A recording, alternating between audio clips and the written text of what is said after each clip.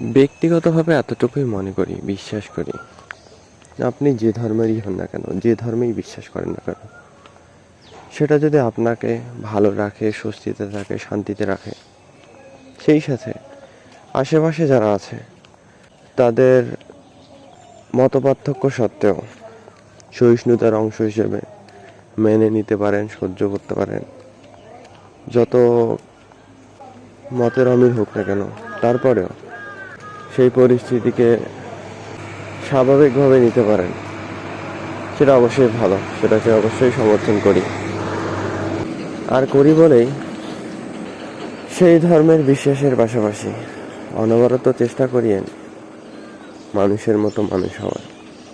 অন্যথায় দেখা যাবে যে পরিবেশে আছেন, যার মধ্যে সীমাবদ্ধ আছেন, তার বাইরে আপনার গ্রহণযোগ্যতা কমে যাবে। সত্যি বলতে নিজের ধর্ম, সমাজ, পরিবার, পরিবেশ, জাতীয়তার বাইরে মানুষ তখনই গ্রহণযোগ্যতা পায়, তখনই মানুষ হিসেবে মানুষের কাছে যেতে পারে, যখন সে মানুষের মতো মানুষ হয়ে ওঠে।